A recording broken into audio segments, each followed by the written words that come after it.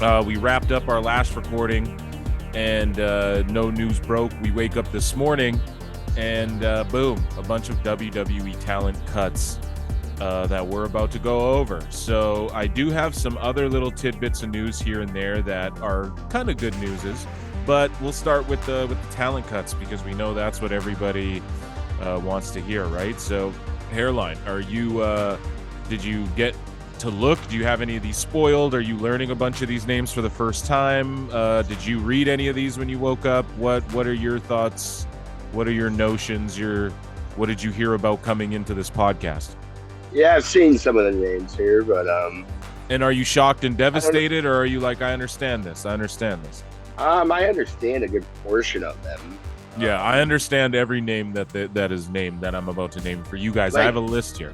I told you on the last pod, like Elias got let go and whatnot, and it's like now he was just officially released with this announcement and shit. And like, I recently saw one of his recent tweets that was all like, "You guys, I can't be mad. Like, I had a #1 hit on iTunes because of this company." Like, Right. Well, he God is good. He just tweeted something out like an hour ago saying saying that tweet that you're talking about. So it's weird that you called that and you knew that he would get released.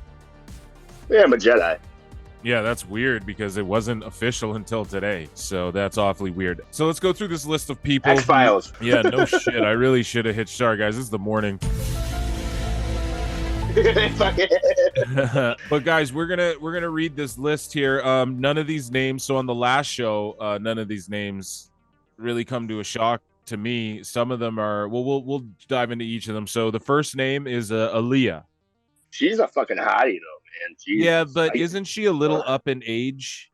Not to like be ageist, but WWE doesn't, they don't fuck around. Like you get older as a woman, unless you're Asuka, they fucking they put you on the chopping block. It is more or less what you said. You have to be Tiffany Stratton. You have to be hot and have ring psychology. Yeah, you have to be the best just be of both hot. worlds now. Yeah, like Lola Vice. So Emma got released. Who, when we played a game on the last episode, we said, "Who would you release?" I picked Emma. Yeah. So. Yeah. Well, clearly the WWE is listening to the pod. We know we can confirm. Yeah, that. Hunter listens. It's confirmed. Triple H listens. Confirmed. Also, Saraya tweeted out, "Hey Emma." So Emma to AEW confirmed. Shocker. Dolph Ziggler. Come over. Hey, all you got to do is come over here and suck Tony's cock. So Dolph Ziggler was released. So Dolph Ziggler was released. The biggest name I would say of all of the names. I wasn't shocked by this. I saw this coming a mile away. I figured with Endeavor, they're either going to make him come to work, but just not.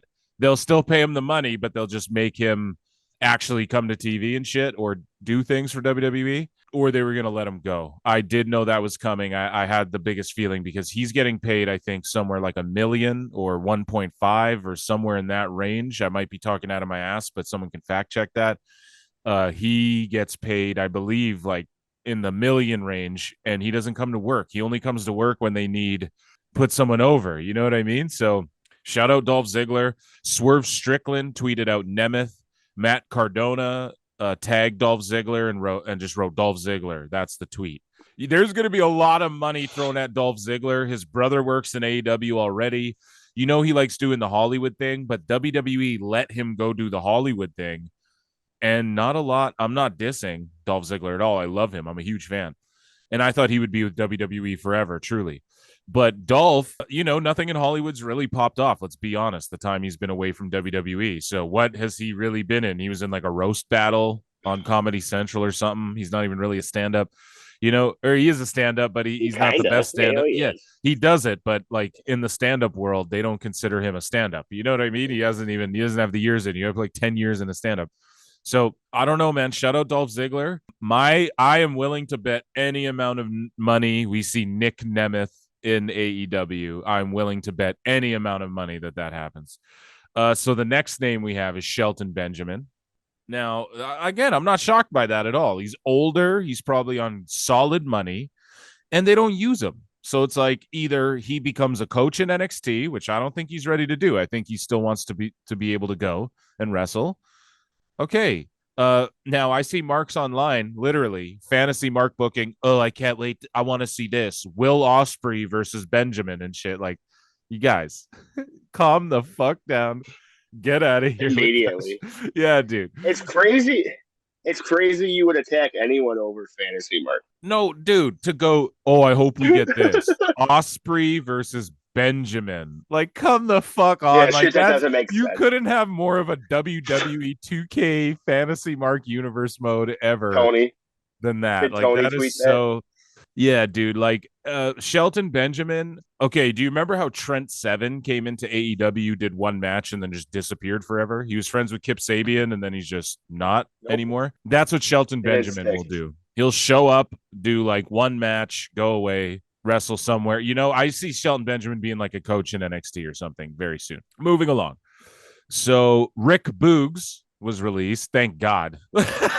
Just kidding. I'm not happy when anyone loses their job, but Rick Boogs gone. He was, I don't get who saw what. That was Vince. Yeah. Yeah, Rick Boogs. It's like booger, but it's like Boogs. Yeah. You play your guitar, your air guitar. Yeah, he's like Freddie Mercury at Live Aid. I had AIDS once, but I beat it. He's a rock star. He had Magic Johnson. He's the rock star. You know, so he's got the guitar. I love it. Oh, yeah, it's real great, Vince.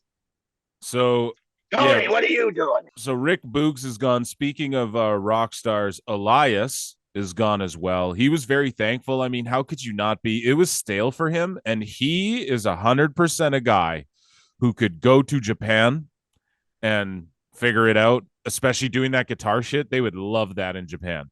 Not only that, he's a guy who could go to Impact and be a huge people are going AW. What about Impact, bro? Impact is making strides. They're having the highest attendance, their highest ratings. They're getting more money to throw around. Elias and Impact would be great, you know? Riddick Moss got released again. A guy who I'm not a hater, but yeah, he was okay. I don't see him showing up anywhere in wrestling. I see him maybe doing a tour in Japan, but I see him like selling supplements and like coaching like high school basketball or something, you know?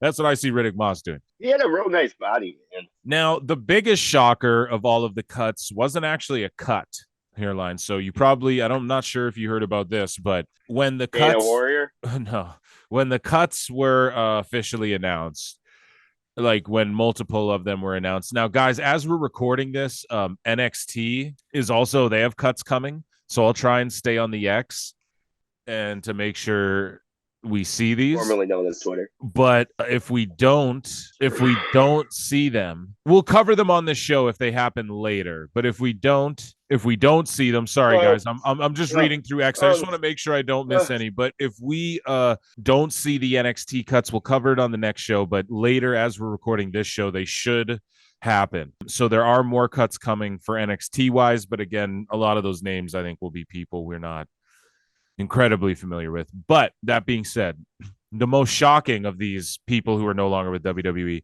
Mustafa Ali, who apparently, well, first off, he has a match against Dominic Mysterio at No Mercy on the 30th, which he will not be at. Some people think it could be a storyline, but apparently the dirt sheets are coming out saying this is not storyline because he was never officially released. Mustafa Ali fucking quit. He just tweeted out like, I'm not with WWE. And then apparently it's been agreed, WWE agreed to terminate his contract. So he just doesn't want to be there. He'll be in AEW tomorrow or whenever he can.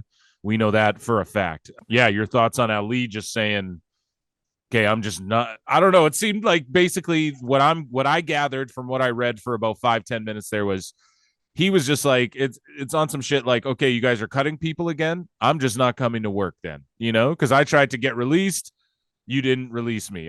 You guys didn't cut me when you did the cuts. You kept me here for some reason. I did everything you asked. Now you're cutting people again and you didn't cut me. I'm fucking quitting, you know? And they want him in AEW. We know that for a fact. They've all talked about it. So, yeah, your thoughts on Ali just saying, fuck this place. He's basically fucking Leo Rush. I think that the whole entire Way faction is getting cut. I think Gargano's going to be gone. LeRae's going to be gone. Indy Hartwell's going to be gone. And Dexter Lumis is going to be gone. I also think Tommaso Ciampa will not be with the company much longer. Reporting So this is being reported by a bunch of outlets. So Tommaso Ciampa versus Giovanni Vinci set the record for the least watched match in WWE Raw history. So he's gone, in my opinion. Oh, that's fucking savage, bro. He's gone. I'm just not invested in it, man. Like, it's kind of okay. It's like when we were talking about it off pod, like fucking just like he's just like sitting in a fucking locker room bitching about fucking Gunther, and it's all like, dude, fucking Adam Pearce told you to capitalize on your moment, and like somehow you inserted yourself in the Gable storyline, and it's just all goofy shit, man. Yeah, dude. And then we have fucking so the worst part is that like Emma tweeted out like when I woke up and I looked at X, Emma had a tweet out about how the Elimination Chamber, which is my next bit of news, is going to be in Perth, Australia, which UFC runs buildings there, and it gets crazy. They do huge sellouts there. I told y'all, Endeavor's going to open them up into all these markets where they have really good relationships that wrestling doesn't go to for big events. They're going to bring big events. So Emma, being from Australia, she tweets out, "Oh, a dream come true." And then she quote tweets herself going, "Never mind, I've just been released from WWE." I don't mean to laugh. Oh no! Oh shit! It's just God. It's ruthless. Hey, like I said, man, Paige is all like, you just gotta come over here and fucking just tell how awful the WWE is, and just put Tony over, and you'll definitely get a fucking run with that belt. So I wanted to ask you, Hairline, with all the releases, and I wanted to ask you the question: who out of this lot is the next quote unquote game changer for AEW and the fantasy mark bookers on X? No, who's the next game changer? Like every time someone goes to AEW, they go, "Oh, the game changer. Athena's a game changer. Keith Lee's a game changer." Oh, anyone.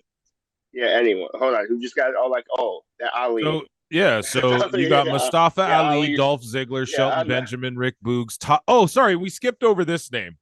So Top Dolla. Sorry. Top Dollar. And so editing fail. So Top Dolla got released. And the reason I wanted to save it for last was because only Top Dolla, the other two hit row, B-Fab and Ashante the Adonis didn't get released. And Top Dolla is the one who does creative and works on that WWE Treasure show. So that's crazy. He's the one who got released. But if the other two members do get released, you're dumb if Tony Khan doesn't bring them into AEW and do something with Swerve. I mean, he's just dumb because that was such money. When they all originally got released, everyone was like, you're a fool if Tony doesn't bring Hit Row into AEW, right? He brought Swerve in. Okay, Swerve's great. He's great. I don't know. It would be all I'm saying, dude. Yeah, bring Hit Row in, even if Swerve like says, nah, fuck y'all, and he fights them and shit. You know, but you're dumb if you don't capitalize on that. So yeah, those are the releases. It's just like it's Hit Row with Prince Nana dancing and Brian Cage hanging out in the background. So I gotta